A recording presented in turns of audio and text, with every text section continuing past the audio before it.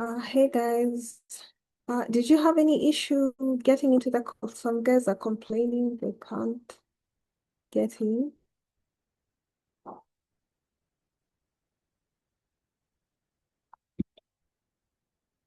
First, anything, please let me know.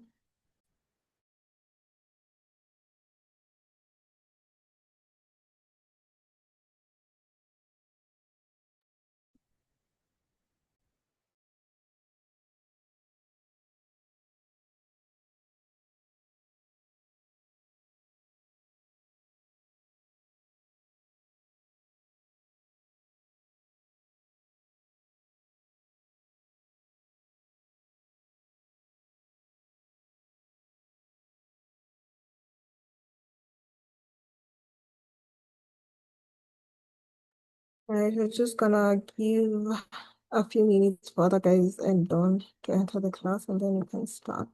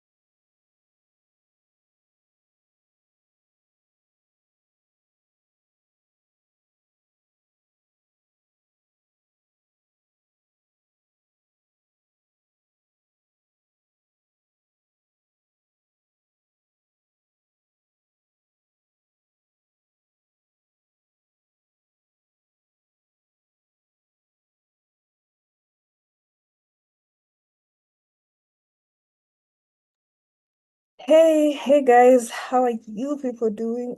I hope you can hear me. I don't know, I feel like some people have an issue getting in, others don't have an issue getting in. Oh, we might, I don't know, we can share the recording. So I hope you guys are great. So yeah, I guess we can get started now. Can you hear me? Let me first confirm you can hear me. Yep, I can hear you. Okay, great. So I guess we can just get started. This week we will be getting into, we're going to be having the founder sessions alongside the builder session. So the founder sessions are going to be on Thursdays. So it's like two technical sessions and then one founder session so that we, yeah. And then for the guys that are participating in the crew hackathon, these sessions with Dawn are like super important if you want some guidance or direction. But if you're not participating in the hackathon, you can just build along in class as you ideate or figure out what you build for demo day. That's the agenda for you to grasp the fundamentals to join demo day. So without further ado, I'd like to introduce Don to give us an overview of the project and what we need to do. Karibu, Don.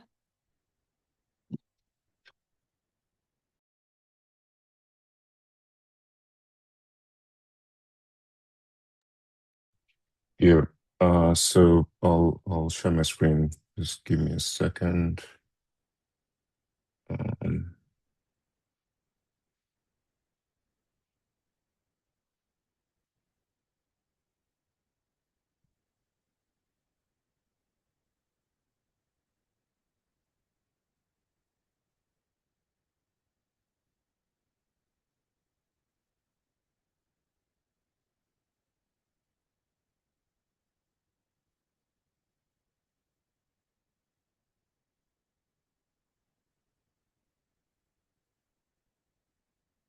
okay. I hope you guys can see it. We can see it. We can see the main screen. Okay. So um, let's get into it. So uh, hmm, I'm not used to Zoom UX. I don't know where to move this. I guess that's okay. Okay. So the title of the uh, what you're gonna be working on, it's called is Droidnomy, uh, which is basically the words droid and economy put together. You guys can see this clearly, right? What I'm typing out. Or should I increase the size? We can see it clearly. Okay, so basically what you want to build is like a droid economy. And so the idea is kind of similar to a game like has any of you guys, I'm not sure how much interaction, how interactive the class is, uh, but have any of you guys like um played like Civilization? Um, anyone? I guess not. So Civilization is like a game where the end goal is to build like a civilization, and you're basically in competition with like other civilizations or like other players who are building their own civilizations, and basically the first person to reach a certain level in the civilization within a given amount of time wins the game. So we kind of have something. Uh, I think most of this I'm gonna be borrowing from the mechanics that are laid out in Civilization. So some of those mechanics are things like let's say turns. Okay, so uh, where do I start? So there's a concept of tiles, and tiles are basically areas within like the map which you can um, let's say uh, on. So what example can I use? So it's like usually the way civilization is laid out, it's like a map of hexes. These are squares, but just imagine hexes, right? And while building your civilization, um, you can expand it to like different hexes based on like what resources you have, you know, resources and um, like how much money you have in the game, stuff like that. So you can expand like your civilization, and by expanding it, you like get access to more and more resources to like uh make it a lot easier to like level up and um like I think I'm losing guys right now. I just want this to be interactive, so please ask questions. But basically, make it easy to like level up as you go through the entire process. And then once you yeah, so you level up by conquering like different hexes. You earn more resources, and with more resources, you're able to build more and level up a lot quicker. And yeah, basically like reach the like the end goal a lot faster. I think maybe just to solidify some of the stuff I'm trying to talk about, I'm gonna quickly show like a I'm not sure if it's a tutorial or what's the word? What's the word? Uh, like the intro video for Civ. Um, let me search here. Uh,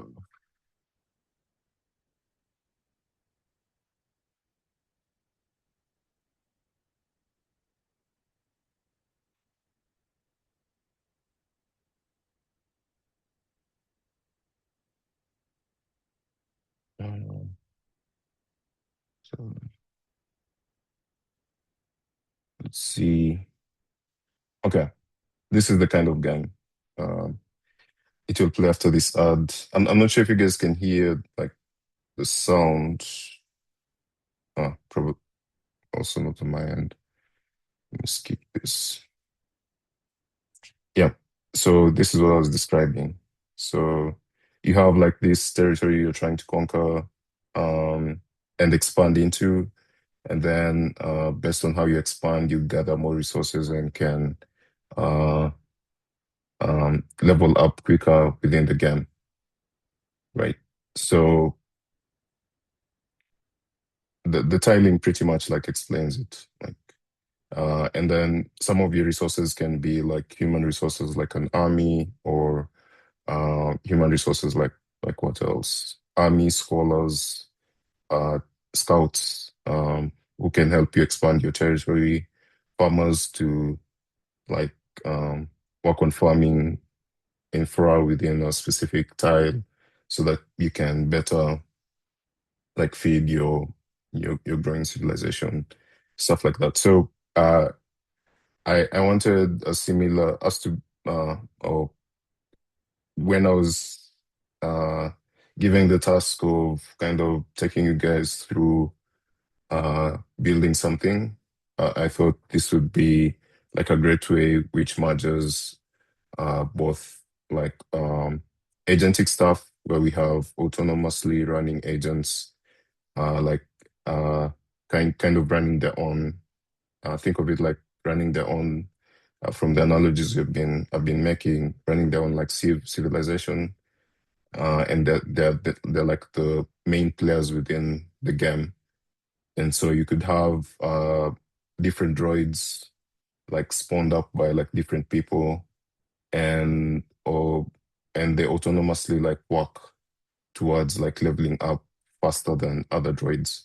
So you basically have droids, a droid economy, because you'll need to have things like currencies for these different droids to like for these different droids to transact with each other. What else? What else? What else? Yeah, mostly things like currency, resources, and stuff like that, which you can define both as like contracts on the Web3 side, and then uh, build our agents so that they can interact with like those contracts and autonomously, um, like drive those economies. So some of the main concepts we're borrowing from civilization, those include things like tiles, which are like areas within the game board which can be um, where resources can be deployed on. So you have things like tiles, you have what else? Like currency, tiles, what else?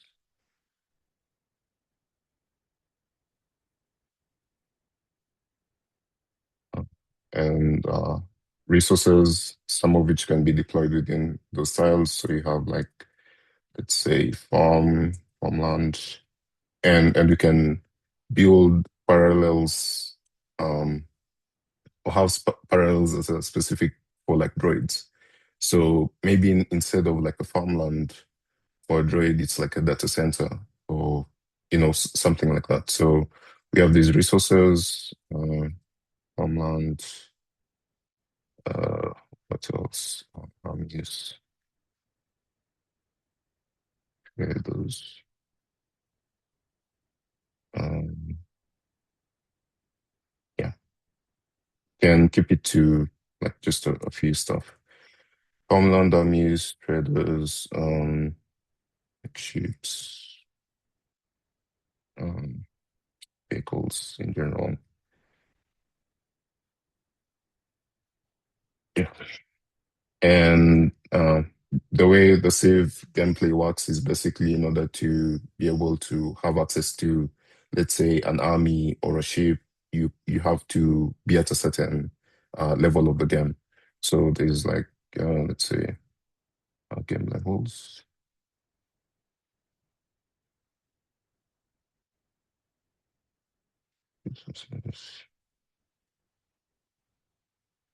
Yeah. What else? And so the way the main game mechanic for civilization works is it uses like a turn. So the way it works is you have multiple players on like different ends of the map. So you can imagine if this is like on our entire, let's say, game map, and you have three different players within the game. Uh, the way turns work is let's say we begin the first turn. So turn number one. With turn number one, let's player one. Let's give this player A, Alice, Bob,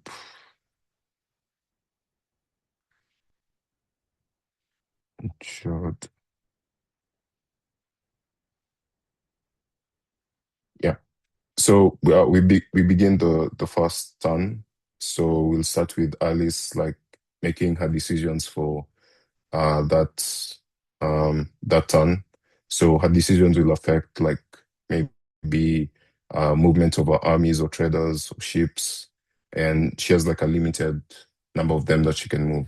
So so you'll start with Alice. She makes her decisions, and then those decisions get enforced for that turn, and she can do anything else on that turn. Then you have followed by like Bob. Bob also makes decisions for the same like turn one. Then you have Chad makes the same decisions. And then after all of them have made their decisions, the game moves forward to the next turn, and the process repeats. So you'll have Alice making like different choices based on what tile she's located in and what resources she has access to. Same with Bob, same with Chad. And over time, like um, their paths, or even though they might have started from like a central point, their decisions eventually like diverge, and based on like the decisions they make, some of them uh get to like get further ahead than others in terms of what technology they're able to unlock, right? So imagine something similar now for um basically agents. In this case, I'm calling them droids. But basically, droids are making decisions on a turn basis, and then once they make a decision, it gets locked in for a specific turn, and that kind of affects like their positioning within the game board, and then that's followed up by like the next turn, and then you have other droids making their own decisions, and then next turn that way. And then we basically find the end goal of the game would be finding which droid like performed the best, made the best decisions along the way. And that would be basically what droid reached to like a certain level of the game first. Yeah. So I think up to that point, any questions?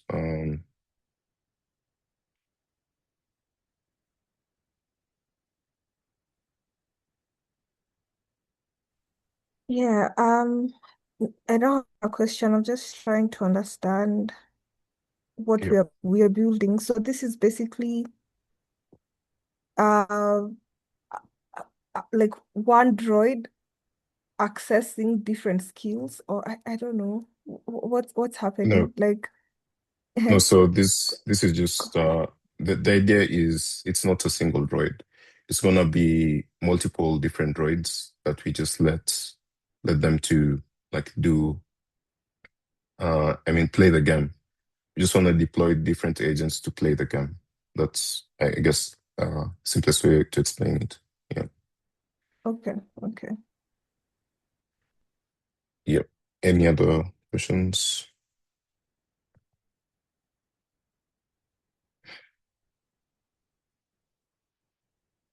Um are you guys sure? I feel I like just need we're waiting to see. We are that's so curiously. so that's the thing. We are kind of gonna build it like over the course of these lessons until we have the end result. So my goal was just to show you like from what's the word? Like from scratch how we are gonna get started, how we are gonna build up the repo, build up all these different components um of the game loop until we finally have a final version with like our droids deployed and our droids playing the game, and us being able to like evaluate like or like see the simulation of how the different droids are like participating or what's the word, participating the word how the different droids are playing, right? um yeah, and basically that ends up simulating like an entire civilization or like economy in on its own, because some of the pieces will involve these droids needing to transact with each other within the game in order to like meet whatever goals they're trying to meet. Yeah, so all of that is gonna be built out into three different phases. I think it's four different phases. So we're gonna start out with the contracts. So we start out with building the contracts that are gonna live on chain. So that involves things like the contracts for the droid currency, the contracts for what's the word? Uh, Contracts for the identity, contracts for um like resources and some pieces of the game mechanics which will need to live on chain. And then once we're done with building the contracts, we then go over to now building kind of like the game itself. That's like um, let's say that's just gonna be like a TypeScript like code base where we're mapping out the entire game loop, and then once we have the game loop, we're then gonna build up the agents that are gonna be participating within that game loop, and then yeah, once we have built all those pieces, is when we now like create like a front end which can help us like visualize these droids as they participate in like this game autonomously. Right. So yeah, any questions up to that point?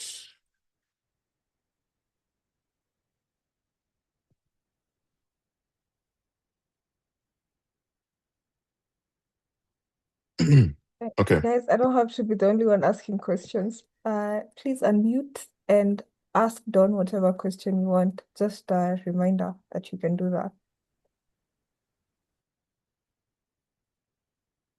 Yeah.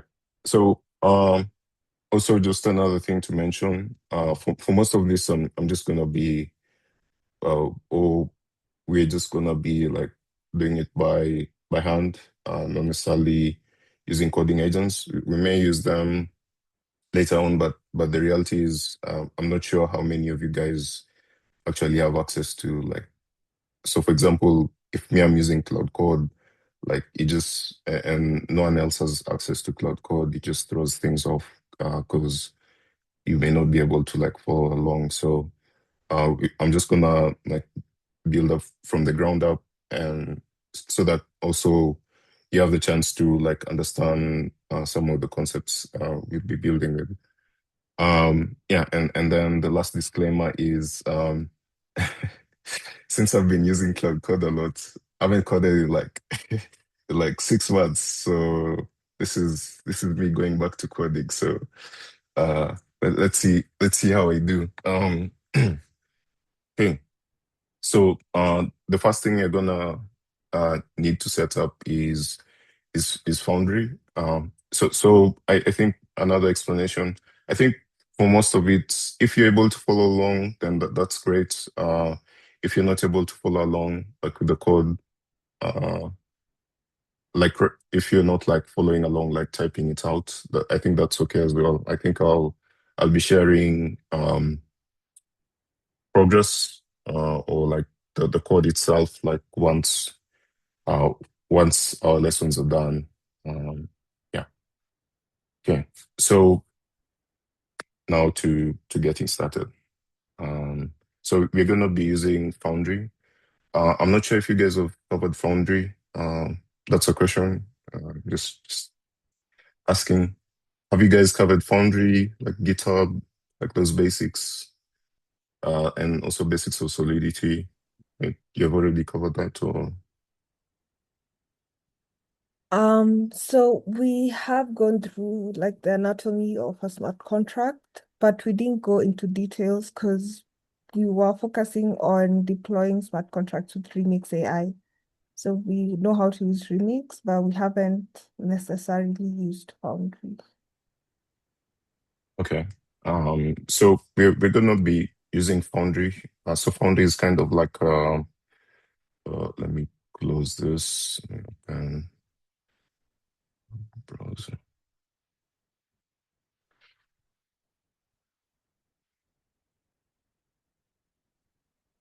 So it's kind of like a tool chain for building smart contracts with Solidity.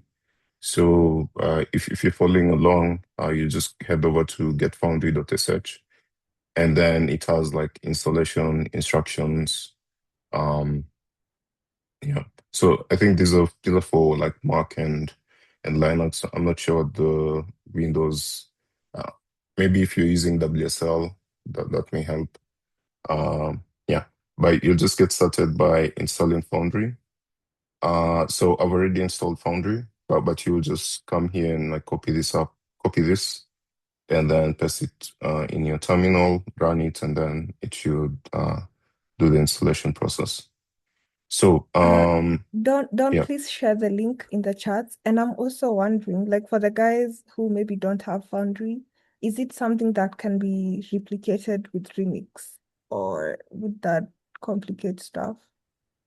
So personally, I don't like use Remix, so I just I'm not sure. Or I guess they're just smart contracts at the end of the day, so you should still be able to use them. I'm not sure what Remix provides or even how to use it, so you'll have to bear with me. Yeah. So you're gonna install that, and then once you've installed, so I've already I'm gonna initialize a repository, and then just for the lessons, we can be making use of this repository as like where to get the code I've been writing through the lessons, and like if you wanna contribute to it or like have ideas, you can uh contribute here. So let me just initialize. I'm gonna run git init. Is this large enough? Can you guys see?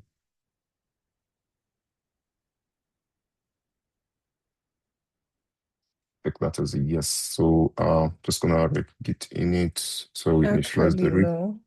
We Okay. can't say if it's enlarged a little bit. Is that Yeah, enough? yeah. Okay. For me it is. For me it is. Yeah. Okay. So I'm just initializing the repo, and then gonna create a new repo on my side. Wait, no.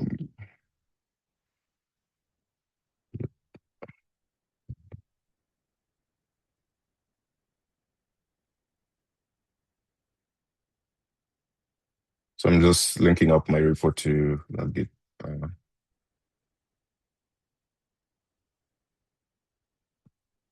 all right. Huh, contracts. And,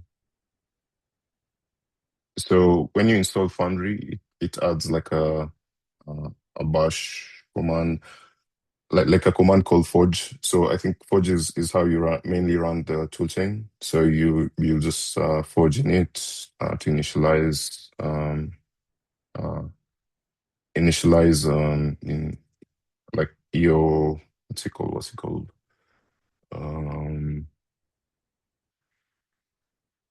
like workspace for Foundry, and then you'll basically write your contracts within that workspace. So I'm gonna do that real quick. Let me change the contracts, and then we're gonna forge in it. Right, so it's gonna install a bunch of stuff. Uh, I hit checks. So for me, I'm using like a editor called Helix. But if you're following along, like you can just use whatever editor you're comfortable with. So if it's like Z or VS Code on your machine, those work as well. So it's initialized the Foundry project. So in the Foundry project, you have the contracts.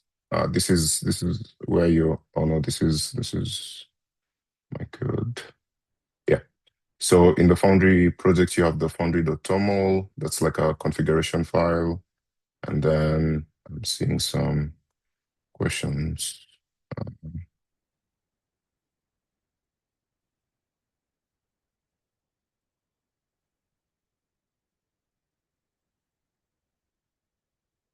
Okay, so regarding the second one, the first one, yeah, that's correct.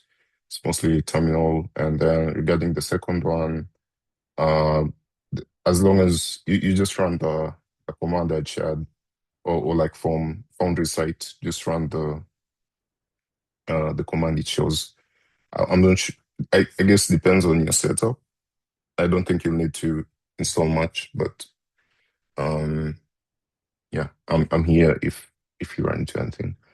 Okay, so once the Foundry project is initialized, it's pretty basic. So you have the foundry.toml, just configuration file.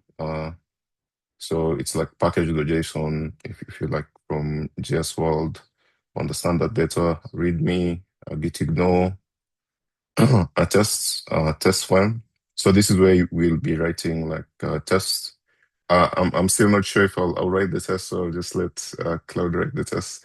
But here's the test lib. So it's just a test file. So like counter.sol. It's just counter test, you know. So just test. And then under the source is where you now write your Solidity files, right? So you'll have our Solidity files here. Right? So one thing we need right at this moment is uh, what you're gonna be building for this session. So we have two things under contracts. Let me call this contract. So we have we need to build the Droid credits. So this is gonna be an ERC20 token for Droid Commerce, right? And then we can follow that up with uh, droid identities. So we need to be able to give our droids like identities of who they are. So for that, you're gonna create like a droid identity NFT contract, and this is basically gonna house like the droid identity stuff. So that's like um they're gonna be the names of the droids, and like other details that are tied that uniquely identify the droids. You can maybe have something like a username based system of like creating these droids. I guess some of these haven't fully thought out, so we'll kind of figure it out as we go. And then what else? So uh, I think let's start with those, and then we can add some additional ones. Yeah. So in order to do that, we need a couple of things we need to grab.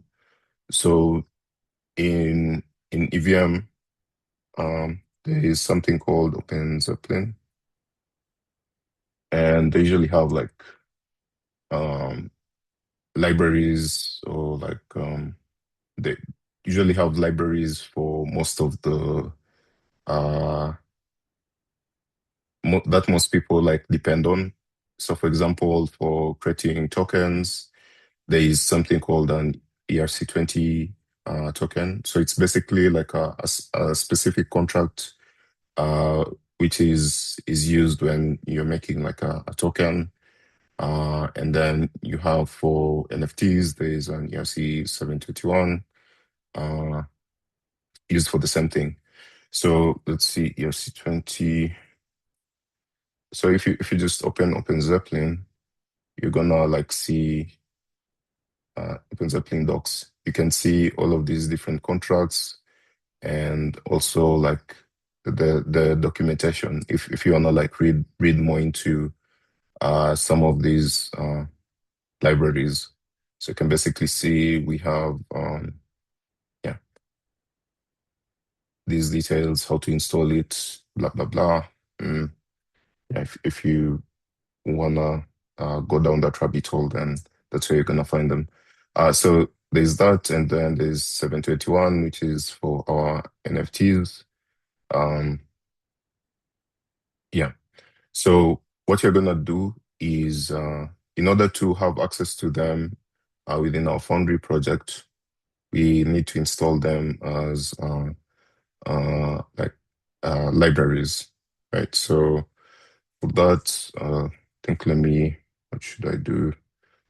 I need a terminal here. Let me copy this over to Helix. No, sorry, this is, I'm just reorganizing uh, my tabs here. So I can have this at the bottom. Right, there we go. Okay, just need to just give me a second.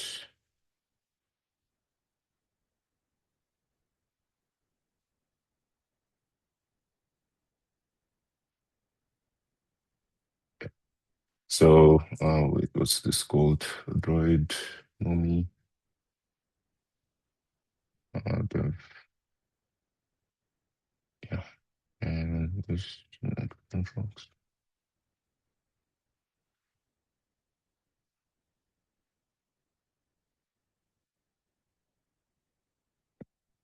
Hope that's visible as well. Yeah, so we're just gonna run Forge install. So Forge install OpenZeppelin contracts. So we're gonna install those OpenZeppelin contracts. Just gonna add them to our code base.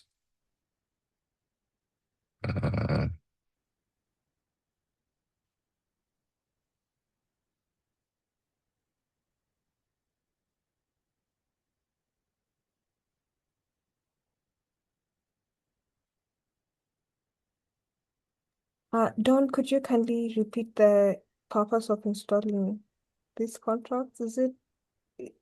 yeah, Is the so code already there? So we're just, yeah, is it so like a library or something? Yeah, go on. yeah, yeah, these are the library. This will contain the ERC20 and ERC721 contracts, which we'll be using while building like our token as well as our NFTs. So that's why we kind of need it. Um, I need to do that installation process.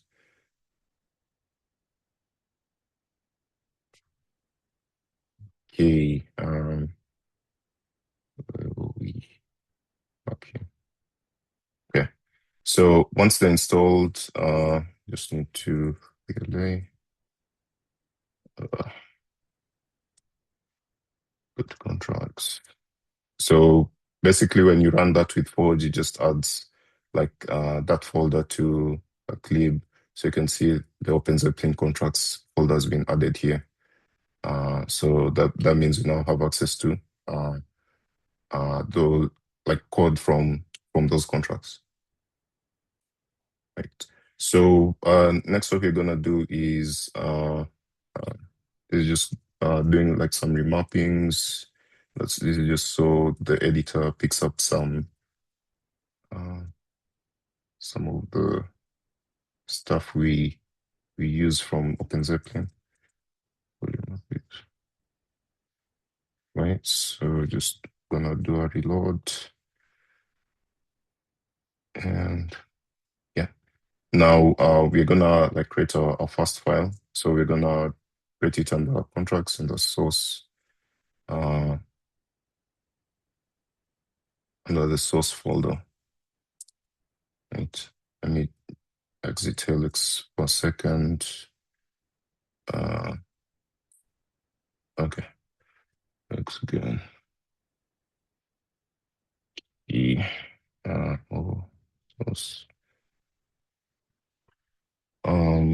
What do I want to call this? So let's have let's create our first folder. It's gonna be for the currencies. So we can have this called currency.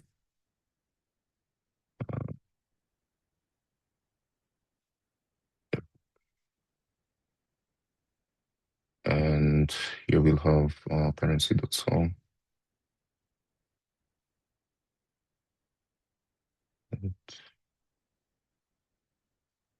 And WV. Gonna have to So it's going to this one. It's just gonna copy code here. Uh, yeah, and uh, paste it over here. Yeah,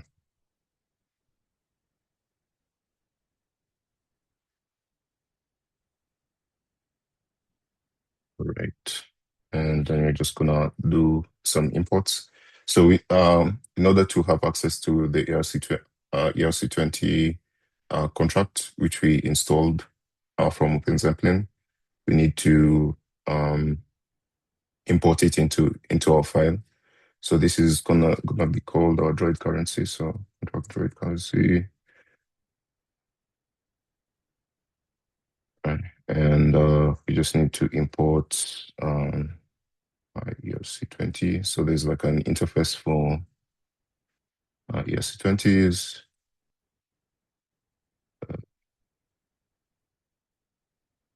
Zeppelin. Zeppelin contracts.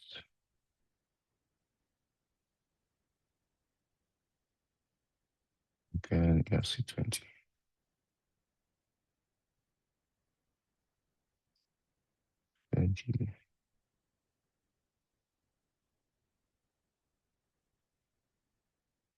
That should be correct. Should be correct. You can change the spelling of our contracts. I think you have a double T in the import. Import Yeah. contract. Yep. Uh-huh. So just need to yank this as well.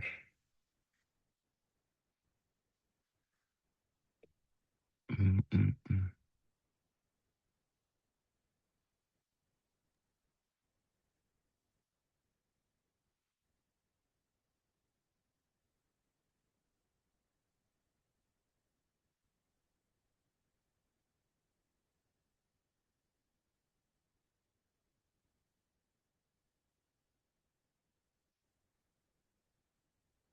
And by the way, Charlotte, I know you are non-technical, so I think this could be a nice challenge for you. Yeah, because I think I'm also gonna follow along after just to figure out what's happening and like step by step. So, and if you encounter any problem, just reach out to Dawn or myself, or let me know who you need to talk to. I can get guys who were here a long time ago. Yeah. So how is it going for you, Charlotte?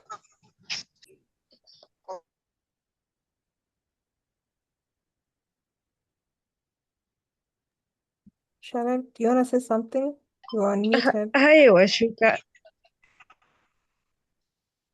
Hi, please.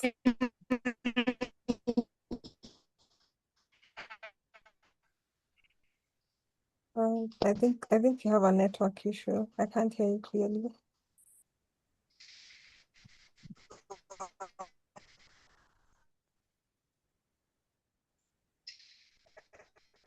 Okay, so here we're importing ERC20. So basically what's happening is Droid currency is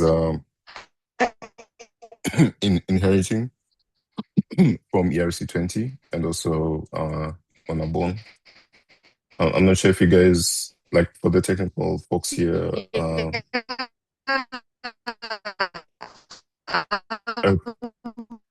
I hope you think guys, Charlotte is stuck somewhere.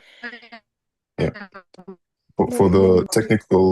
technical guys, I think you've been exposed to like object-oriented programming. So you kind of understand, there's this concept of like inheritance. So that's kind of basically what's happening over here, where we have like an interface and then we have like an abstract class that was implemented for the ERC20 token. And what you're doing is you're basically um, implementing here for the Droid currency, right? So yeah, that's that. And then just need to get rid of all this other stuff. Yeah. So need to uh constructor which is gonna like initialize this token, yes, 20. This takes in two parameters. The first is like the token name. So I think if we go, let's go to the docs over here. So uh, yeah, so this is like the docs. So we have constructing an ERC20 token. Again, if you're building this and let's say you don't have access to AI, like this is how you go about it, right? So um this is the function ERC20. I mean, this is the ERC20 token contract, and this is how you implement it. So you're basically importing from OpenZeppelin, and then contracts. So this is like you're implementing it for your token. So name of the token, and then if it is ERC20, and then like uh, use the constructor to like initialize it. So constructor can take in initial supply and then initialize the ES20 itself with token name and token symbol. Right? So yeah, you can basically just review these in case you like stuck, or just as an explanation for where all this stuff is coming from, right? So here we get our token name, which is going to be Droid currency. Uh, what should we call it? What should be its token symbol? I think DCR, Droid currency or Droid credits. Let me call it Droid credits. Sounds more sci-fi e credits.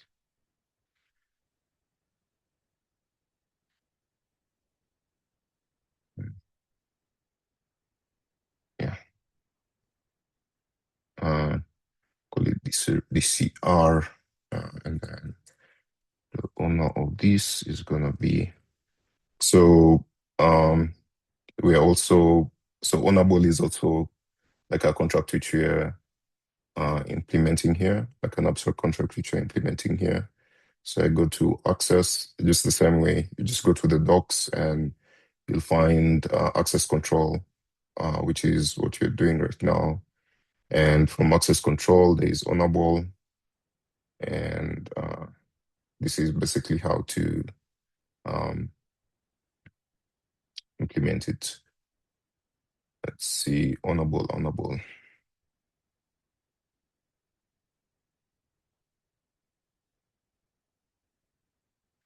back to Honorable. So this allows us to using Honorable specifically in our case, it gives us the ability to get certain like functionality within our contracts to only be accessible to like the creator or the person who will deploy this contract. Right? So yeah, and then if we wanted, we could mint a bunch of these tokens to the person who like the deployer of the contract. But that's like not necessary at the moment. Yeah. So I mean, simple contracts. If you have experience with object oriented, you know this is just inheriting from the class. I mean, from ERC20 and Honorable. So ERC20 and Honorable already have implementations for a bunch of different functions like minting. So if I go to ERC20 itself, not sure if there's a place where they expose like the methods.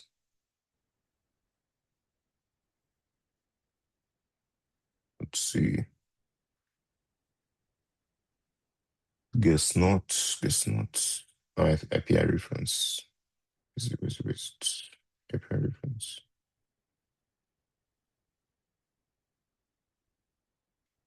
Access token ERC20. Yeah. And here we can see like an API reference of all the different methods that ERC20 has, I think. Let's see, ERC20. Yeah, yeah. So you can see the functions that Droid credits comes with. So it will come with total supply, balance of, transfer function, allowance, approve, transfer from, as well as events which will automatic, automatically be called. So we don't need to like write all of these functions on our own because they're already like implemented, and our contract is just inheriting them. Right. So yeah, that's currency. Any questions up to that point? It does not just- Don, there's someone who joined a bit late. They wanted like a short recap. So do you mind giving us a short recap of exactly what we are building and what we Yeah, mean by droid? Yeah. yeah. So as a checkpoint, yeah, just to run everything back. So we want to build like uh, a game in which droids are the players, and these droids are able to interact and like build kind of, let's say, their own kind of civilization. So that will involve things like trading, which back to the title of the sessions, which is Droidnomy, which is just shortening of uh, droid plus economy, and droid means like an agent.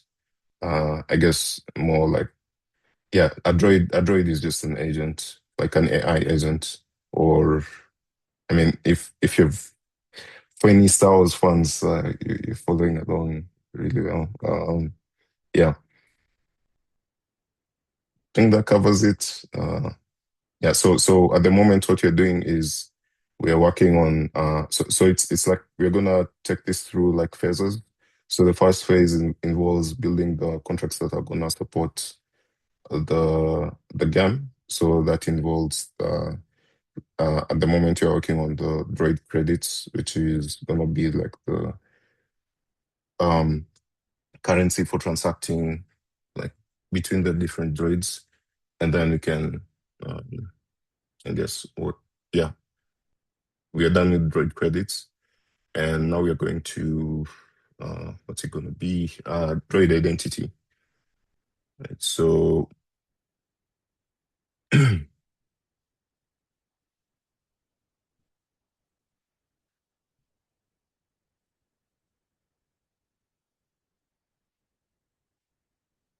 yeah, so we're gonna work on droid identity, and then so that involves building like the NFTs, the NFT contract. So it's kind of like a similar approach. So I'm actually just gonna copy most of the code here. We're just gonna change a bunch of stuff later. So yeah, copy this, yank it, open identity.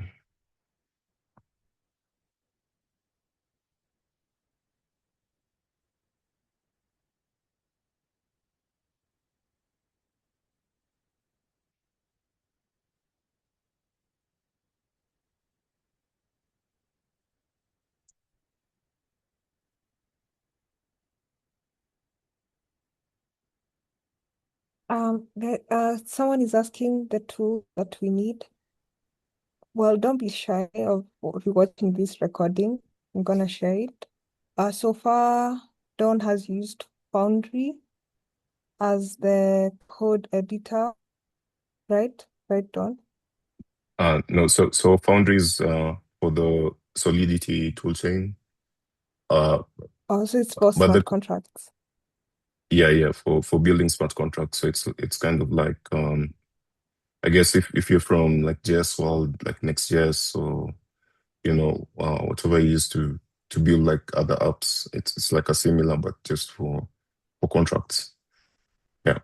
And Oh, okay. yeah, my my editor isn't important. Like you guys can use whatever editor works for you. Yeah. So here now we are working on the droid identity. So that's gonna be like a NFT. So each droid is gonna get assigned like during the onboarding process of a droid to uh the the the network. You're basically gonna assign them a droid identity. Um, Give me a second. Yeah, and it's just gonna be an NFT. So the way NFTs work, they're kind of two parts. I guess you can discuss them right now. So you have like the NFT contract, which is deployed on chain, right? And then you have like a bunch of additional metadata which lives off chain. So there's a contract. So the contract is usually gonna just describe like the name of the NFT, um, and then and then now the what's it called? The external piece. Usually when you're creating the NFT, you'll provide like a URL to where the additional or the off-chain metadata is located. So this lives on-chain, this lives off-chain. So it can be deployed as like uh, like just imagine okay, if you have like some backend experience, it's just like a server which can receive requests and send back responses. So as long as the response is like JSON formatted, or just in a specific format, or it can be deployed to something called IPFS. IPFS stands for Interplanetary File System, full name. But it's basically just a similar thing, like a storage bucket for um, stuff that you don't want, or whose content is meant um, to stay permanent once like created. So that's really useful when you're working with like an NFT and you want uh, the assets or the metadata that's tied to that NFT to uh, stay stay forever. So I think for now, that's not really important. That may introduce additional complexity. So we just focus on creating the NFT like on chain, and then the other off-chain stuff we can resolve when we get to like the next phase. Yeah. So this NFT is gonna be called Droid Identity. Need to change some of the stuff that we import here. Just copy stuff from somewhere else.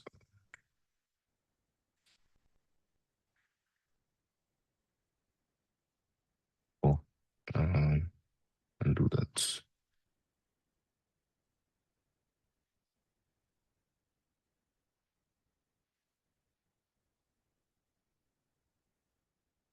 Yeah.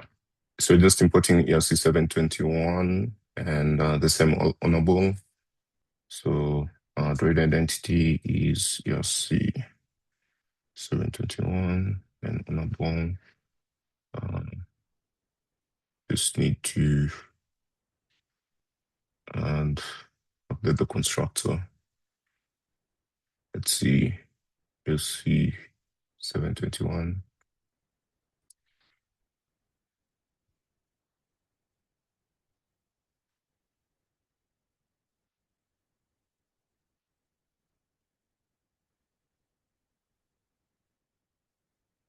So the constructor is gonna take in the base URL, URI is like the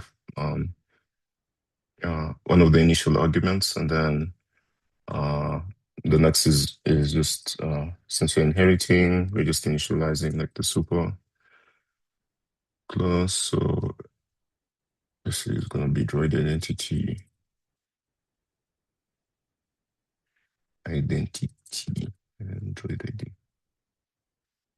ID.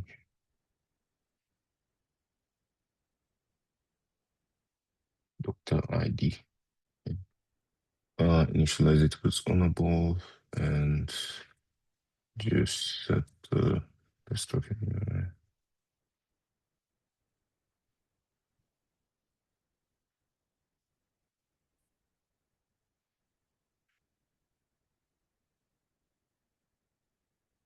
Yeah, and so another thing is uh, we want it such that minting of um, of tokens is only doable by us. So yeah, so basically, yeah, that's the basic idea. We just want like when tokens are being minted, we as the authority or like the game as the game. So the game controls minting of the tokens. So we're just gonna do that over here. So we're gonna uh, override one of the classes that comes with the ESC 721. Early owner returns. I need to initialize something up here.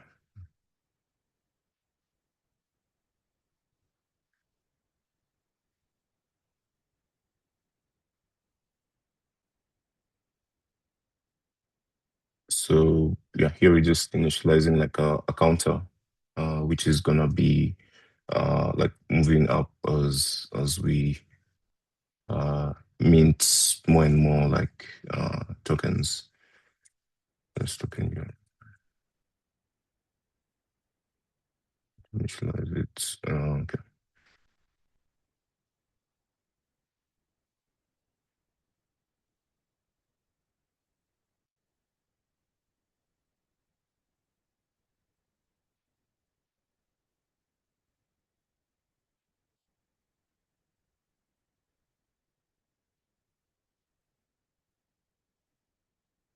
Just confirm something.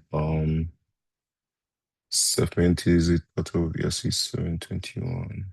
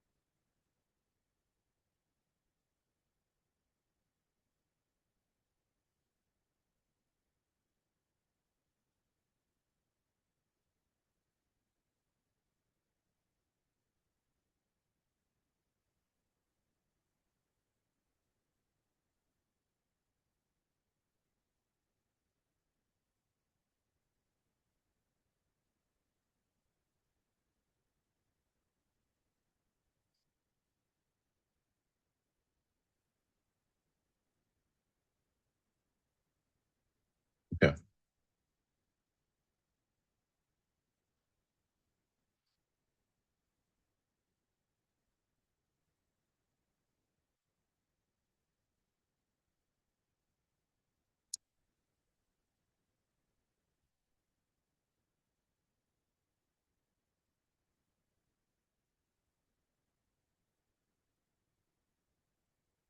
So this is how coding used to be. We had AI storage. Six months ago, basically. Yeah. I'm looking for some extension storage. Mm.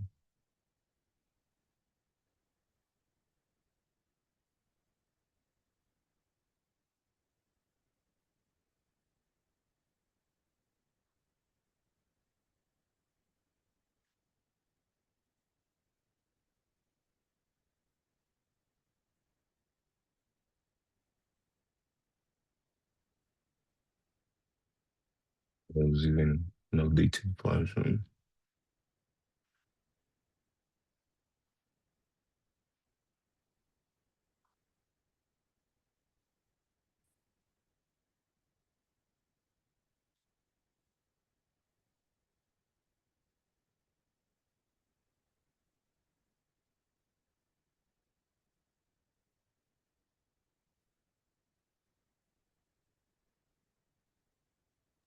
Also, I'm sensing a lot of tension. Charlotte, I've had you, and I'm seeing Siri typing and stuffing in the group. Guys, don't panic. Remember, you can write this with AI, but the fact that Dawn is teaching us how to write this from scratch is a plus, because now you get to understand the code that AI is generating. So yeah.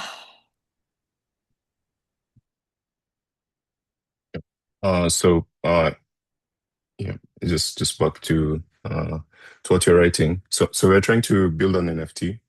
But the NFT you're trying to build has specific properties. So it can basically, when we register a new droid or like a droid identity, what we want to do is we want to give it specific like data tied to the NFT that gets minted. So that's kind of what I was searching for. There's like a specific ERC 721 um, contract that we were trying to use. So it's called ERC 721 URI storage. And that basically allows us to have it such that the link here, if I go back to Excalibur, we can usually with ERC 721, right, we would only be pointing at like a single like URL off chain.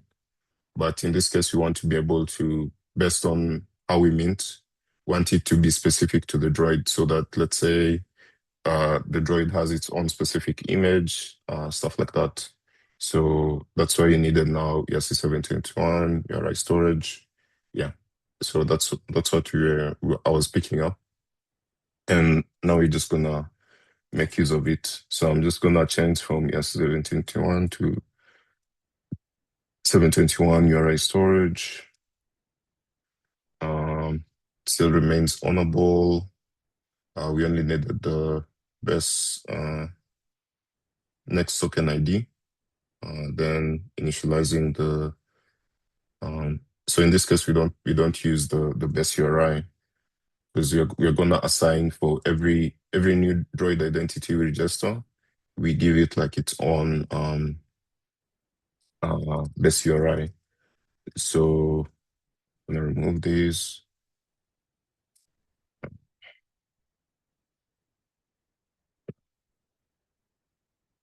And then where all the logic lives for giving that ability to have like unique IDs tied to each NFT you mint is now here.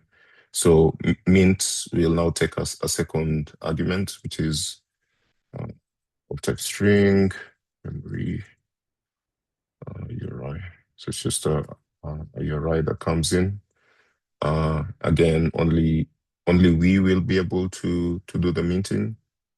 And then we just assign token ID, and then so self-mint, these are functions we are now inheriting from the contract ERC 721 storage. So that's self-mint. So they're like private functions. You see they begin with an underscore, right? So self-mint, token ID, uh, then self token URI.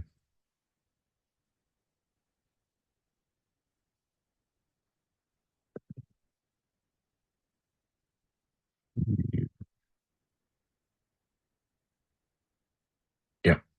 So yeah, we pass in the URI, gets passed in. So passing in the URI will now come in when we are calling the function itself. And calling of the functions will now be handled by our off-chain logic. So that's some of the pieces we'll cover in the next phase. So at this point, let me save this. What you want to do is want to build, want to check if everything's actually functional. So we're gonna build. I think if you're using VS Code, I'm not sure about what's it called, the editor Remix. I'm not sure if Remix exposes the same abilities, capabilities. Uh, but like I think it does. Like you just have like a build button, I think. But basically what we wanna do is just run build, see if everything still builds, or maybe some parts we might have gotten wrong and may need to like redo, I mean to fix. So I'm just gonna open up have contours on currency. So that's side by side. It's wanna open remappings 60. Mm. Oh, the bunch of questions. Let's see. Um,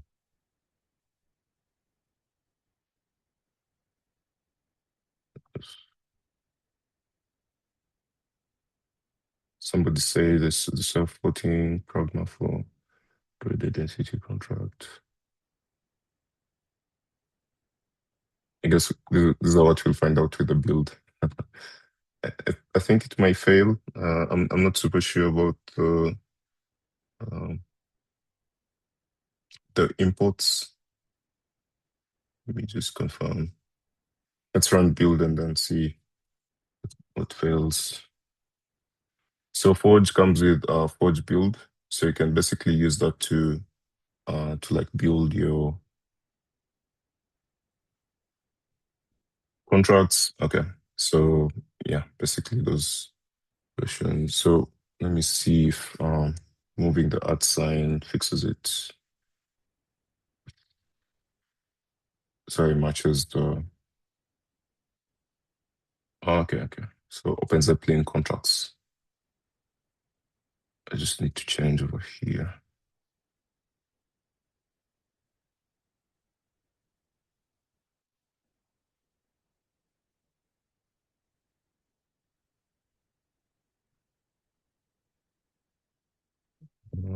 If we can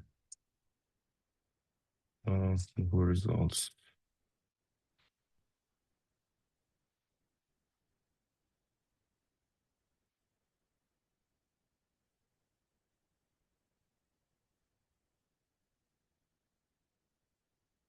Mhm.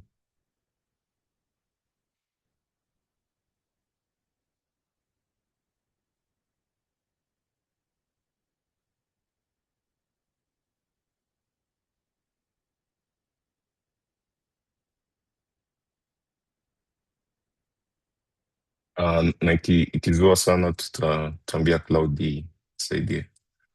Uh,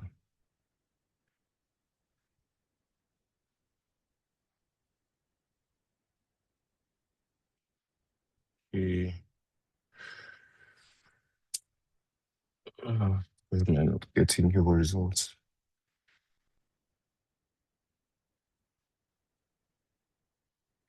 Mm, Sarah,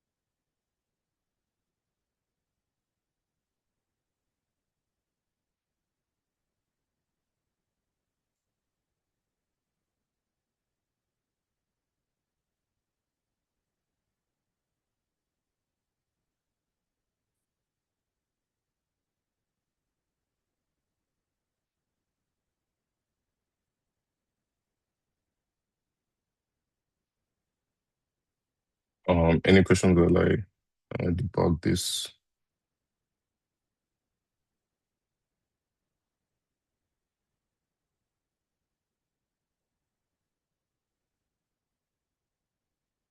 Anyone know how, in case anyone knows how to debug it, you might as well.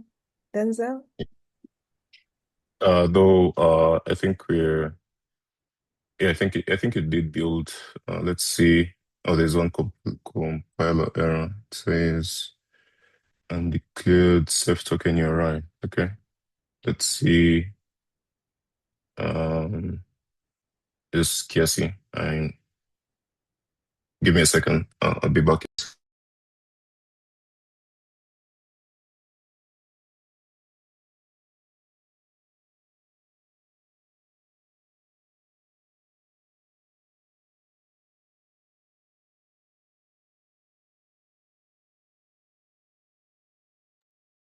As Dawn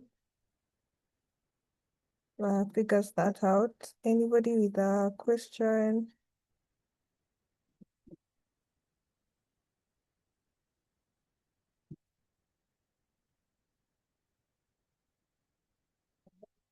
Then I can wait for him.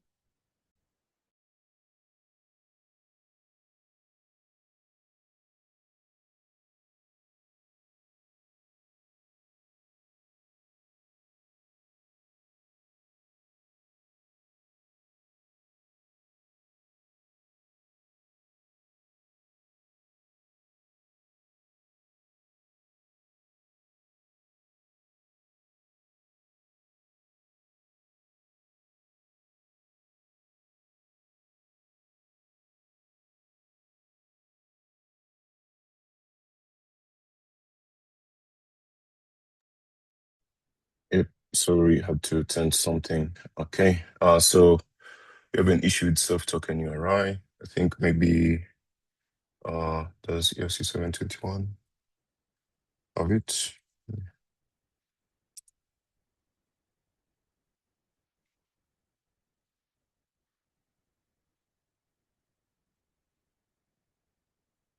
In here.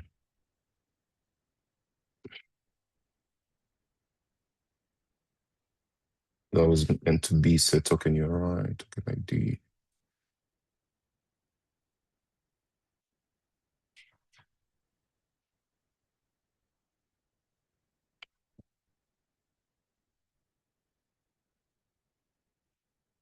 Probably meant to be set. Yep. Set. Okay. Push build. Yep. So it compiled successfully. So okay. Let's see if there are any questions. Uh, we have one.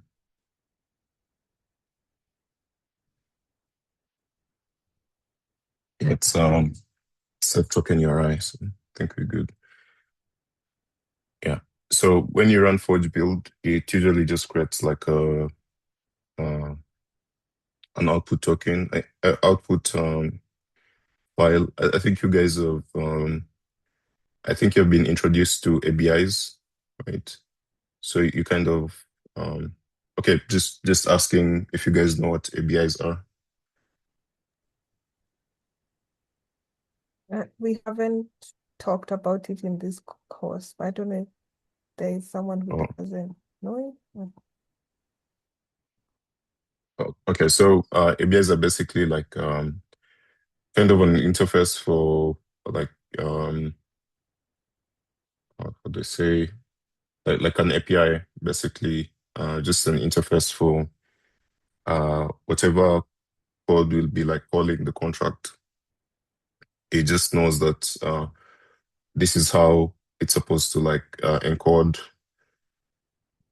the data that it's sending up to Ethereum or whatever blockchain you're working with. It's just like instructions of how to encode that data. So, for example, the function names, the parameters that are going to be passed to those functions, stuff like that. So usually when you run Forge build, I think the equivalent when you run it on what's it called? What's it called? What's it called? I keep forgetting the editor. Uh, uh, anyway, that editor you guys were shown, right? It generates Remix? like a ABI, yeah, remix. It generates the ABI, Mhm. and you can actually just view the ABI. It's just like a large JSON file. Um, so if I go to Alt, uh, let's go into contracts. You have an Alt directory. So you can find for the one we have just created. So there are two, there's identity.sol and then there's currency.sol. So if I open identity.sol, you see it has like this droid identity.json. So it's just usually a really large like JSON file. I haven't formatted it here, but just a really large JSON file. And it also includes the compiled uh, output of our code.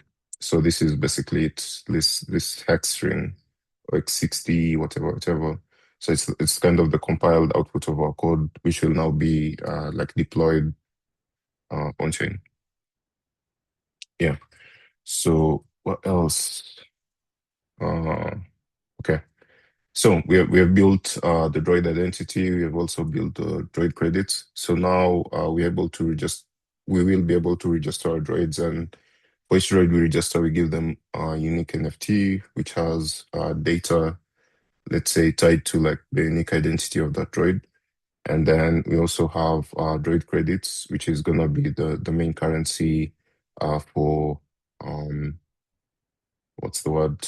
Main currency for transacting between different droids. Yeah. So we got those two pieces down. Where do we go next?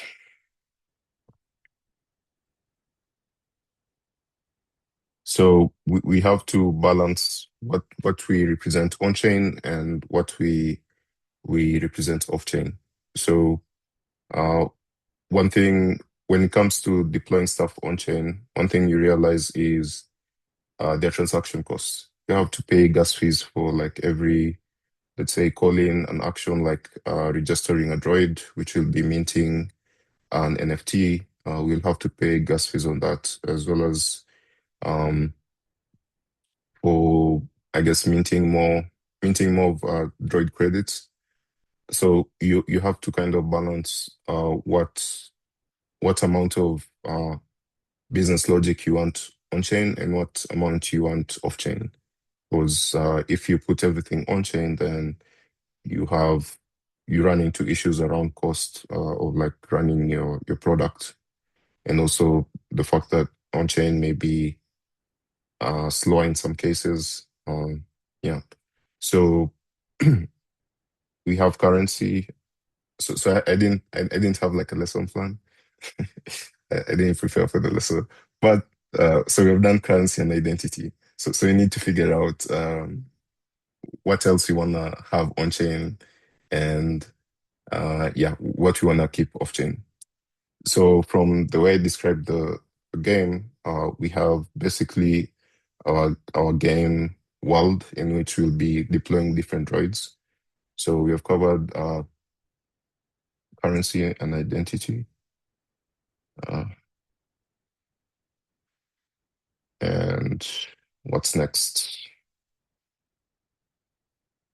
Yeah, the other pieces around the main game loop itself. So the way the game loop runs, let's say this is start, and then you have droids making decisions.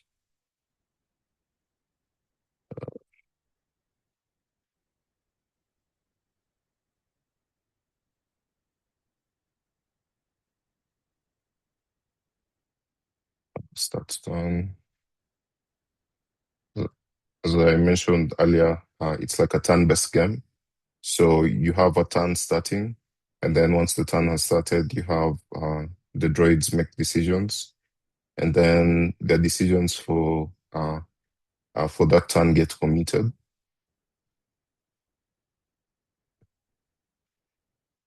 Decisions committed. And then once the decisions have got committed,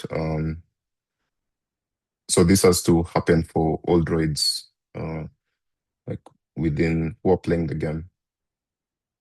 So all droids,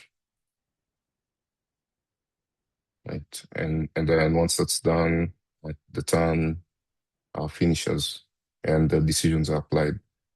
So decisions applied.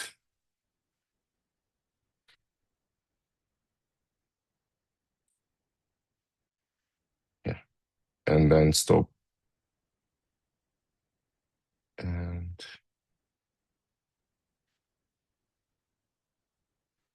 or basically next turn.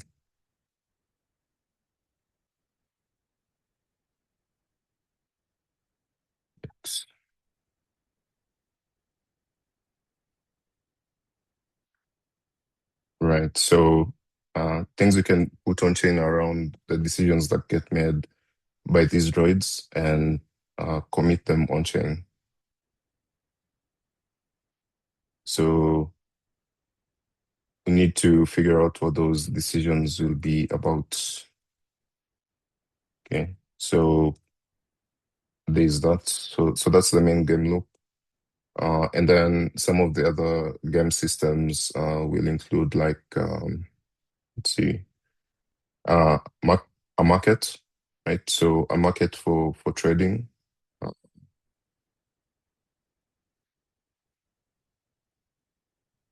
it for buying and selling.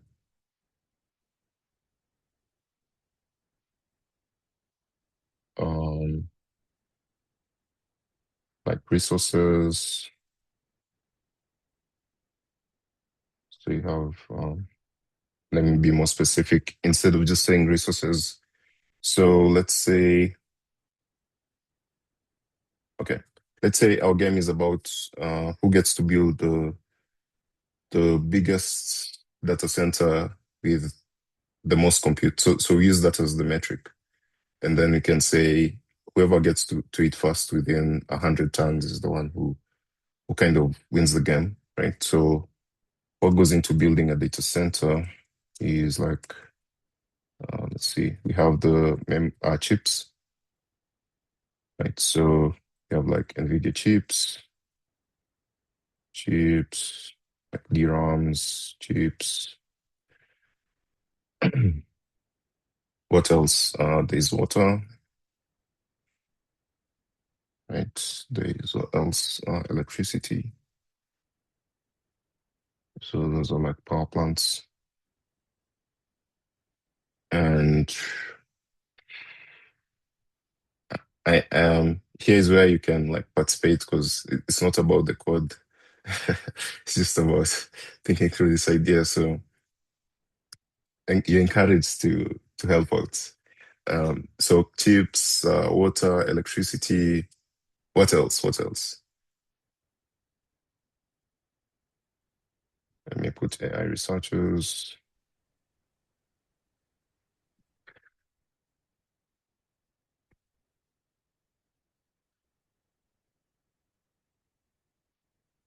Participate. Maybe cooling I, fans. I wanted to say AI Okay. researchers. Okay. Uh, Yes, I Kelvin? had cooling fans. I Yeah. had cooling fans. What else do you have? What else do you have? Land. Yeah, land. Mhm.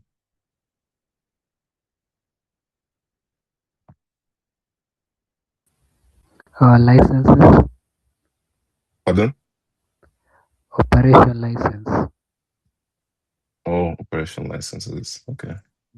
Nice, nice. So you can kind of like you can only build a data center if you have a license and you have to like pay for that license. And the license is like 10 million droid credits or something. Yeah. What else do you have? What else do you have?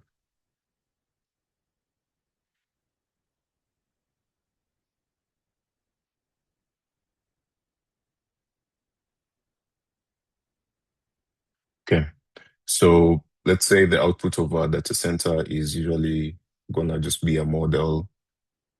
Just to simplify things, output is like a model.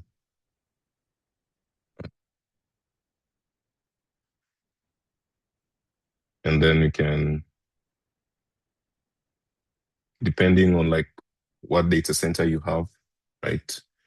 And so that's like a combination of like which chips are you using, uh uh yeah, which chips are you using, be able to like maintain it, water, electricity, AI, do you have enough AI researchers, um or like best in class AI researchers? Maybe you can say like if you want to have like let's say some Altman within your data center, just for the sake of the game, you need to pay like 1 billion uh, Droid credits, so something like that. So model is the output, and then you have these models are classified according to things like um, um, let's say token speed, token generation speed. So that's how fast it outputs tokens from processing speed.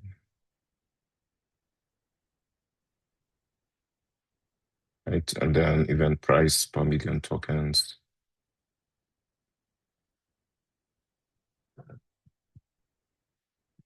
And these are what you're gonna be using to like evaluate the who is winning the game, right? Like say if you're going to go within like the current like AI was right, who's winning the game? There's like I think Fable is the Fable RIP is coming back to life. Kesho. So you're gonna see how it performs. There's what else? GLM, but it's like far cheaper. People saying almost the same. Uh, yeah. So I need ideas. I need ideas.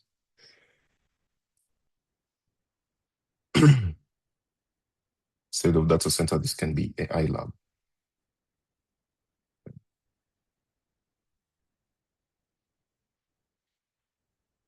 And you have token processing. Price per million tokens. What else?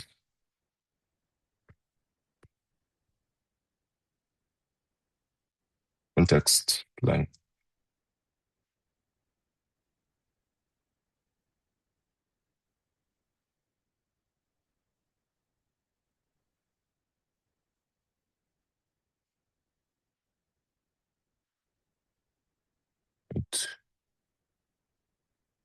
Yeah.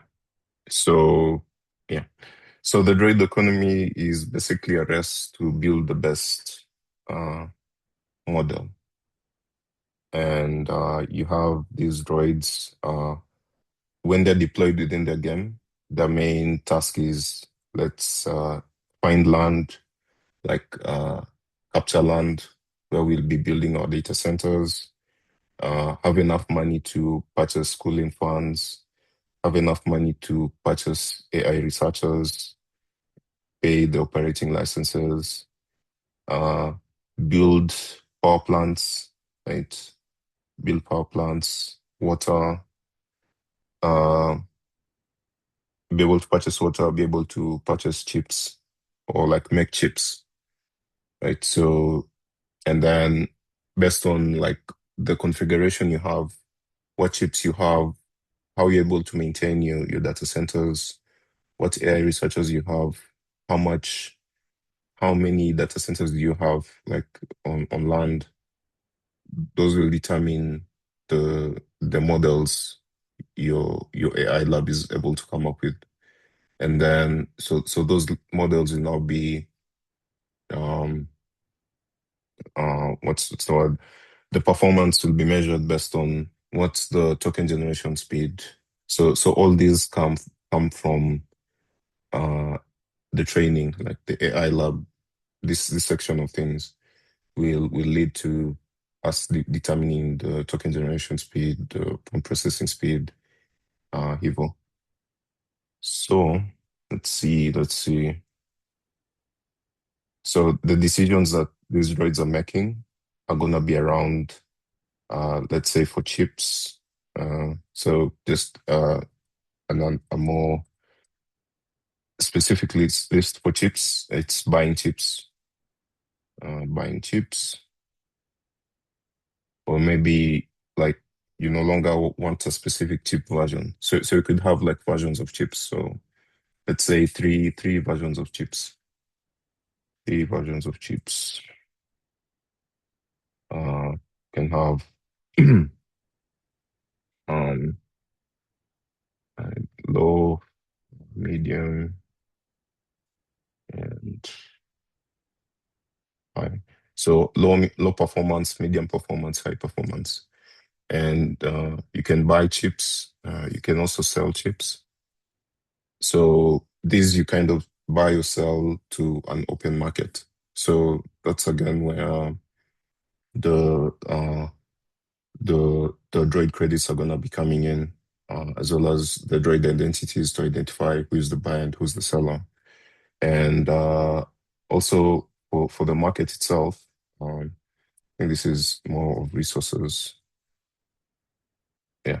So one of the contracts you're gonna have to build is now the market, right? The marketplace, which is gonna be trading in some of these assets. Let's see. Uh,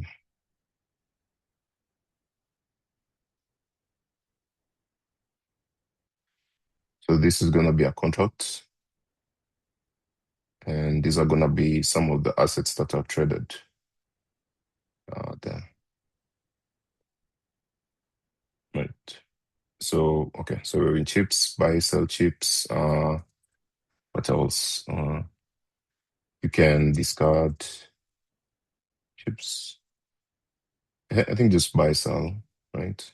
So you could have like, let's say a lab wants to acquire more high high performance chips, and they currently have low performance chips.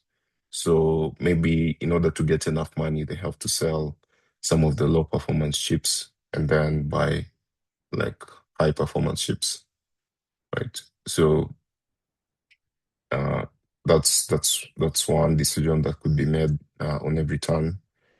Regarding water, and what else? Water and land kind of go hand in hand. So initially, I was describing like this tile-based system. So like a tile which describes like the map in which the droids will be playing the game.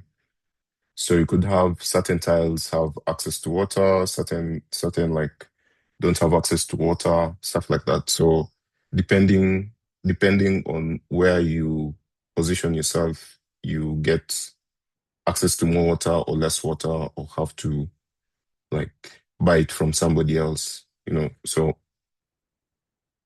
land becomes like one of the other assets that's gonna be like traded. I think the market will kind of become the main interaction point of the entire game. So we have like land, um, so different tiles. So you have tiles with let's say um, you have tiles with water.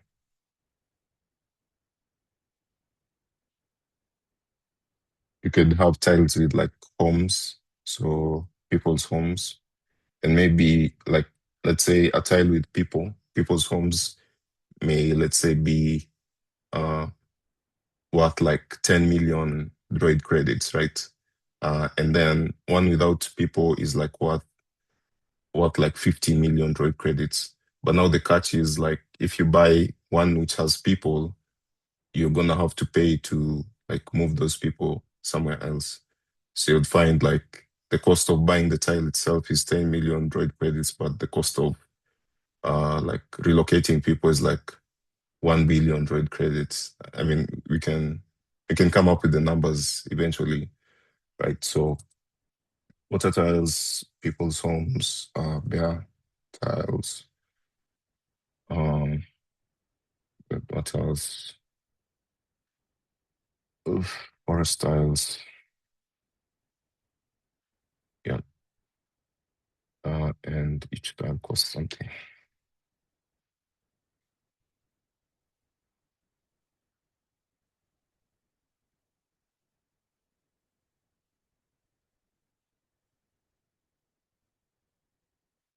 Okay. Uh-huh. So that's for land. And then we have things like a data center. So a data center is made up of like a bunch of different like assets. So maybe in order to build a data center, you need to like purchase from the market. You'll have to purchase what's the word, chips. Yeah, you need to purchase the chips. So that's the first thing you get. The chips, the server racks. Uh, you need what else? Let's say a maintenance crew. Uh, I mean, I'm just spitballing here, man. So much appreciated if you guys can chime in. So let's say what's this gonna called? Maintenance crew. Yeah. So if you're gonna build a data center of like 10 gigawatts, maybe you need like 500 people. Or so again, you just the resources and like the scarcity and how we can commoditize them so that they are tradable within the market, right? So maintenance crew, uh, what else? Mm, chips, server racks, cooling fans. Yeah, you need a license. Nice, you need a license to build a data center. Um,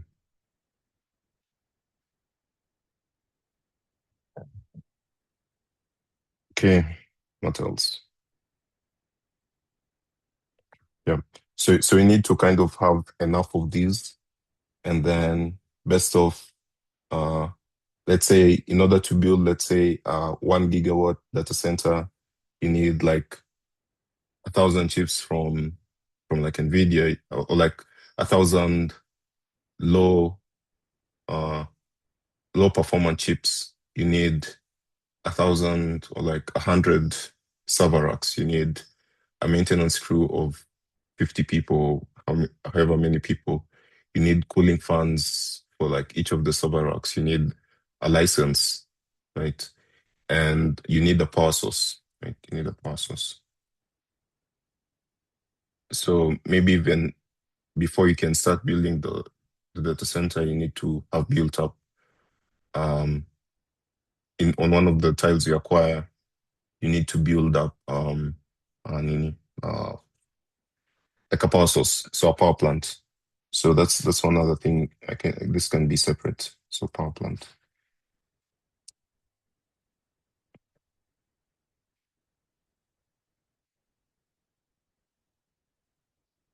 So for a power plant, you need the power source. So that could be nuclear or coal or hydro or what else?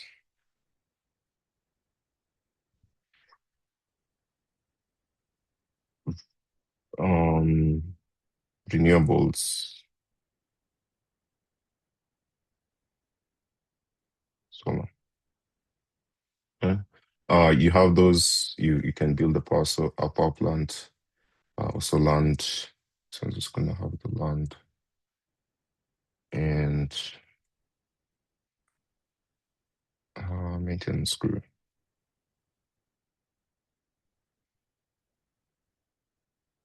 Okay. So chips, land,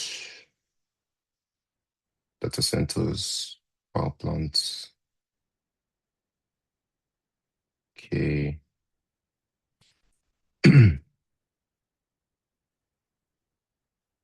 Yeah. And then these data centers can either be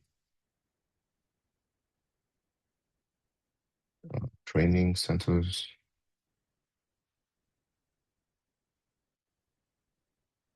or Inference, this is sentence. Right.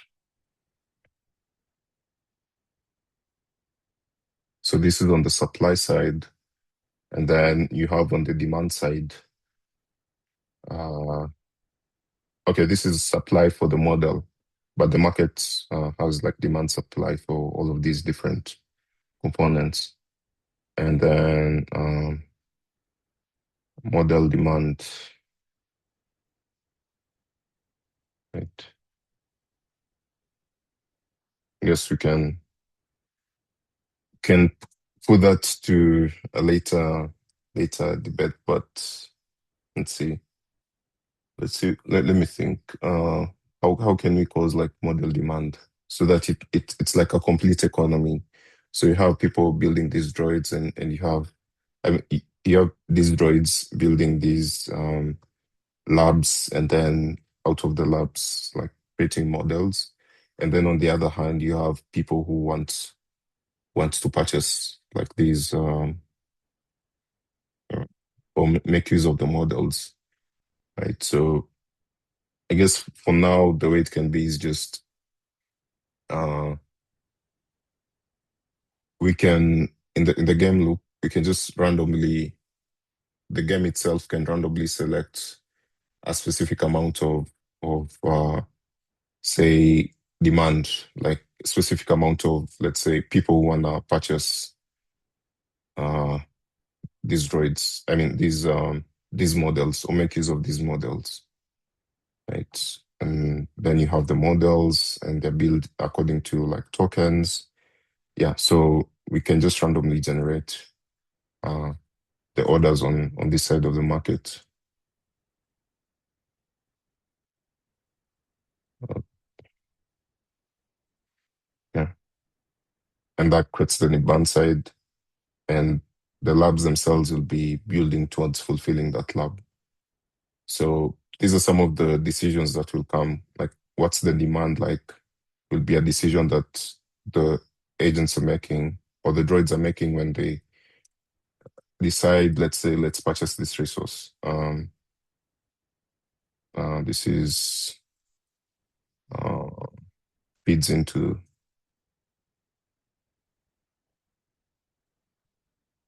so that's going to be feeds into the decisions made here, right? So model demand feeds into all the decisions that grades make, as well as the fact that they need to build the best model. Okay, I've been talking for a while. Any questions, any thoughts, additions you guys have at this point?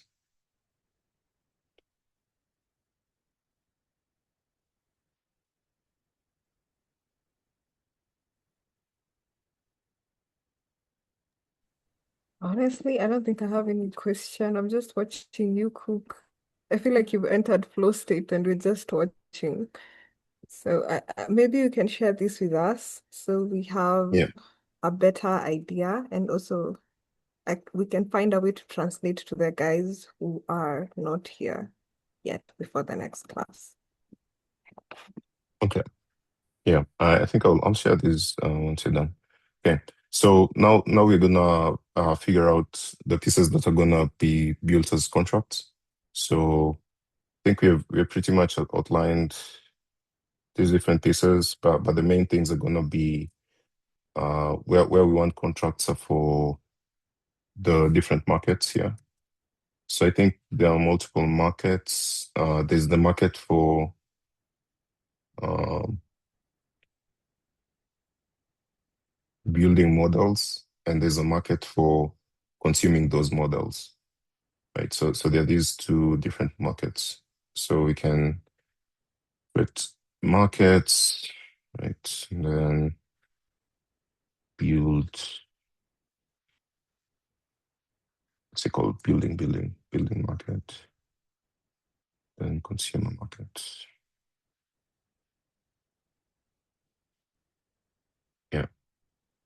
And the way these contracts are gonna look like they're just gonna be for order settlement. So I'm not sure if you guys know like what an order book is, but it's basically just for matching a buyer and a seller. So you have a buyer on one side and a seller on one side, and each of them is quoting, let's say, um, the buyer is quoting that they're willing to purchase, let's say, a low performance chip at 100. Let me actually just draw it out. So you have buy and sell side, right?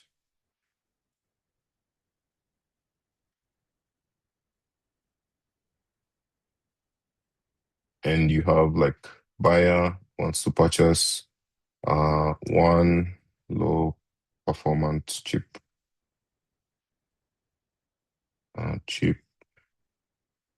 and yeah, one low performance chip at, let's say, how much do chips cost right now? It's like 10K. 10K 10K USD. So you could say 10K Droid credits. It's like a is that like a H100? Or is that like 5K? Anyway, so let's say that's like 5K Droid credits on low performance chip. And then you have a seller on this other side who is willing to um, sell one low. They have a low performance chip, so they're willing to sell a low performance chip at, let's say, 5K, right? But then you have, since it's a marketplace, you can have like a lot more than this, right? So a lot more buyers, a lot more sellers. Some of these prices may deviate from what they're willing to pay. Uh, what buyers are willing to pay, what sellers are willing to pay, and stuff like that. And basically from that you kind of build like an order book where the price of the asset is getting decided by the market. So that's one way of building it with like order book best way. Another way is let's say to make a 5K low performance chip, 5K low performance chip, Droids have to put in materials, what, let's say 4K or whatever, and they're just trying to make a profit. So you could say these components which are going into the chip, that includes like the labor and whatever.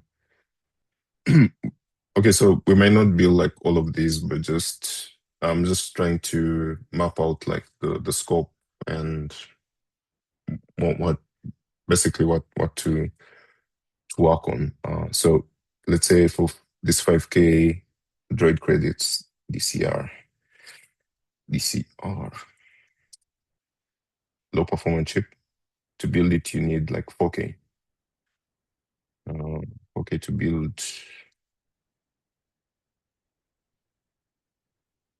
and then you're just adding a markup on top of that, right? So that's one way we could have it, but then that introduces an additional layer where you need to have like producers, producers who are like producing the raw materials, and these raw materials are the ones which are like being priced this way.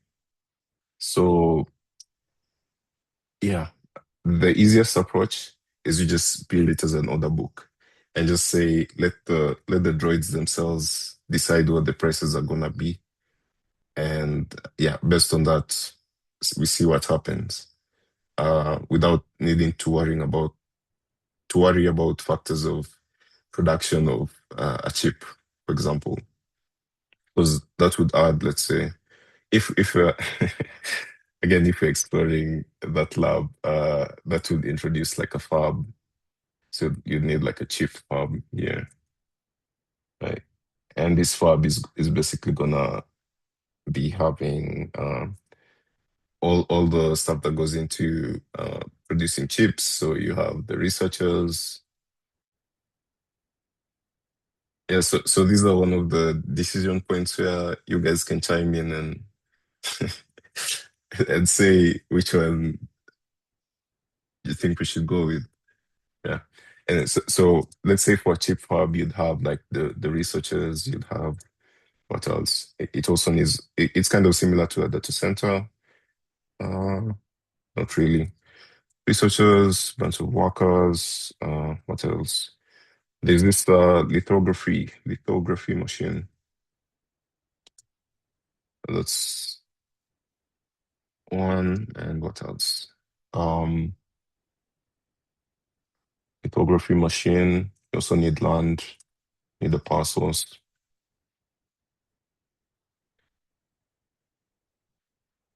And the combination of these basically decides how many chips you can produce into the market, right? And once you produce them into the market, I guess you can kind of set the price. So that involves introducing, I think just to mark things up, let me add now like tags. So this is like a producer kind of role. So can call this a producer.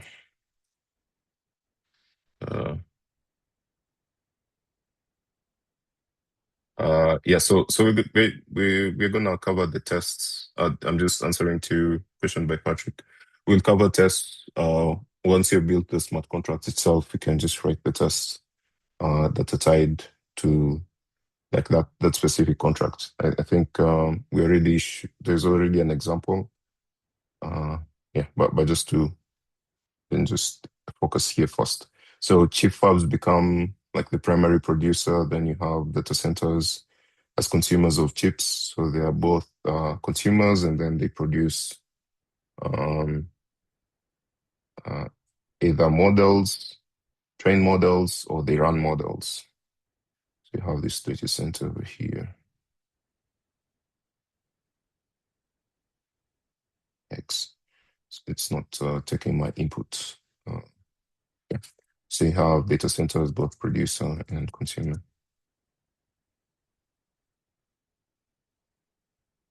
Chips.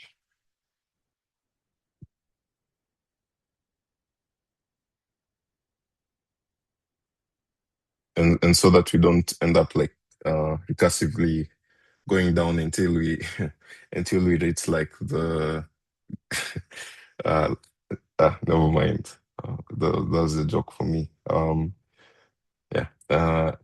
We can just have things like lithography machines being produced by like the game itself just avails them in the market. So uh,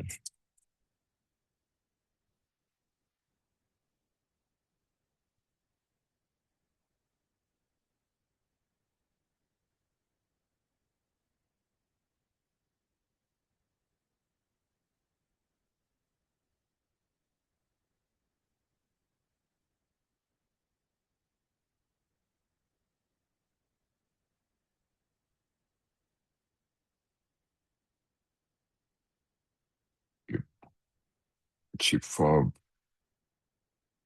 data center. Uh, yeah. Chip for produces chips. Uh, then chips and land going to data centers.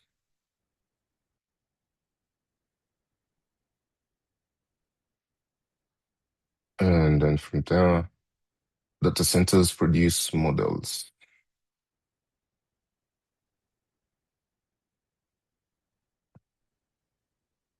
And then models find their way to the market where they meet their demand and and basically the AI labs get to make money that way, right? Yeah. So back to describing the market. So I think for now we're just gonna go with the order book way because it's a lot easier to simulate things that way. Uh, if we go with the other way, it introduces a ton of complexity. Yeah. So this is just the order book way, where an order book is just matching buyers and sellers. And what we are going to be building on-chain is just a contract which handles settlement. It's called atomic settlement, where basically the exchange of the 5K from the buyer to the seller happens, as well as the exchange of whatever representation of the chip in this case here represents. So we need atomic settlement for that. And also that brings up the fact that uh, we need basic to define like a resource which is a generic resource which we can basically like use to define all these different pieces we've been discussing. Like a generic resource which you can use when saying a researcher, or the same resource can be used for researcher, worker, lithography machine, and you're just changing the like typings of it. One way to do it would be, we could actually just have these as like NFTs, right? And then you have like an NFT that represents a specific resource. So like a resource NFT or a combination of them for for all the basic units. Uh,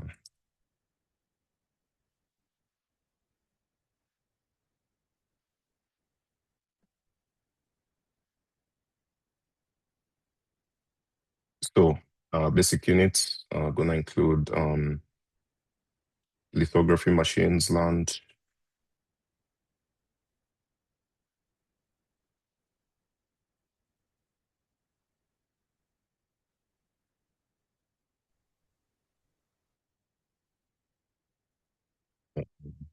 So, Don, Yeah. uh, I had another call at like 10:30.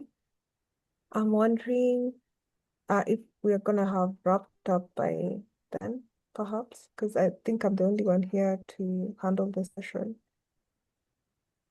So I'm not sure. I'm not sure. I'm just I'm just like going over the thing. So I it's obviously like gonna be a involving project. So we're not gonna be done with it with this lesson. Probably gonna have another lesson. So I mean, I think um maybe we can stop here and pick up uh later.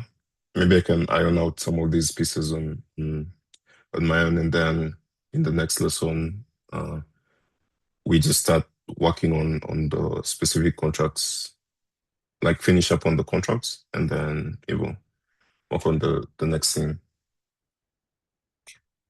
Yeah, that would be dope. Like, yeah, yeah, and then let us know what's happening, you know? But thank you. This was really nice. Yeah, yeah. Then I think we can stop for now. I think let me as a start. I'm just gonna push the repo upstream so you guys have access to it. Though it's kind of bare right now. But maybe if you like want to clone it and like start like following along as we work on the other pieces, we can uh, just use it. So I'll just share it in the group. And also like going forward, do you think we 1.5 hours are gonna be enough, or should we do 2 hours so I can give guys a heads up early on so they can plan around it? Is Yep. I think well, are the guys mhm. it's probably gonna be 2 hours. All right, all right. I just need to give guys a heads up, but that's okay.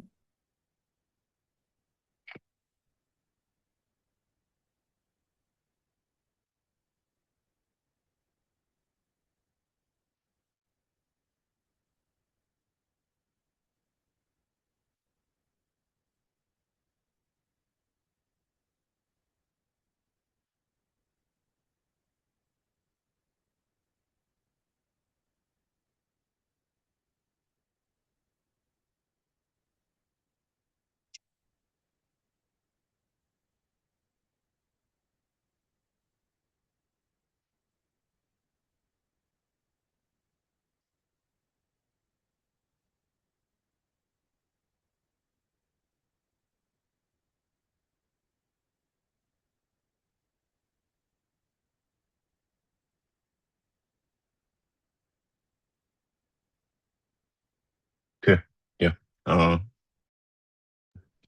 we can close out. Alrighty. Thank you so much, Don. Guys, thank you for sticking around.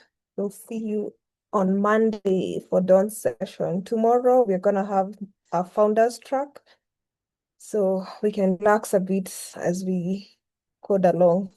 Very cool. Thank you so much, Don. Have a lovely night, guys.